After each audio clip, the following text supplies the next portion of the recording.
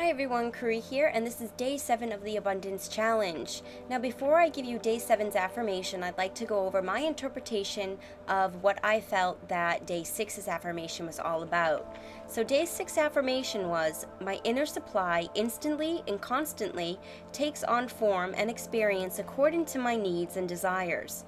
And as the principle of supply in action, it is impossible for me to have any needs or unfulfilled desires.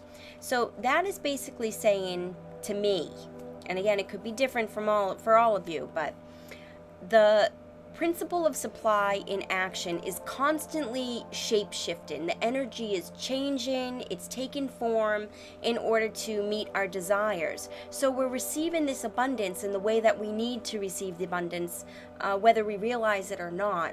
So, you know, like I had mentioned yesterday with the workshop I'm going to be going to in next month in July. By the way, someone asked me what workshop in email. It's the Doreen Virtue workshop in Japan. But anyways, so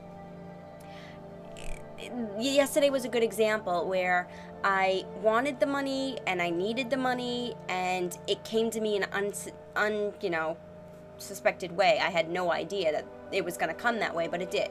So it took form and it took action into manifesting the abundance to fit my desires and my needs and my wants. So that's what this passage is all about. It's saying that the energy of abundance, this supply, this energy of supply, is constantly shifting its energy to form and mold into what you need and what you desire. And because this is continuously working, it's continuously changing form to fit your needs, you're never going to be unfulfilled. You're never going to have unfulfilled desires. You'll always have what you need. You'll always be able to do what you want to do.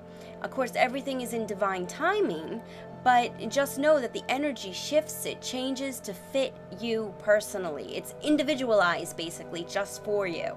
So that's why it's saying that you have, or you can have, if you continue to open up to this abundance, you can have anything your heart desires, because this energy will form and fit exactly to your mold. So I hope that kind of tells you a little bit about day 6 affirmation. So now we'll move on to day 7's affirmation. And this is what the picture looks like. And day 7's affirmation is, the divine consciousness that I am is forever expressing its true nature of abundance. This is its responsibility, not mine. My only responsibility is to be aware of this truth. Therefore, I am totally confident in letting go and letting God appear as the abundant all-sufficiency in my life and affairs. So that is day 7's affirmation. So from now, just write that in your journal on day 7. And if you can, take 15 minutes and meditate upon this affirmation. And write down any feelings, impressions, messages that you get from your ascended masters or spirit guides, angels, or God, whomever you work with, whomever you feel comfortable working with.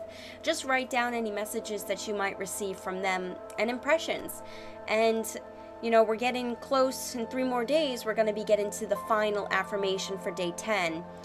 So start to be aware and start to notice different things that you've been abundant in. And again, it doesn't have to revolve around money. It can be all sorts of abundance. But just start to reflect a little bit about some of the things, some of the changes that you've been going through so far this past week. And I guess that is it. So I will see you all tomorrow. I hope you have a wonderful day. I send you lots of love, light, and plenty of abundance for energy. All right, see you tomorrow. Namaste.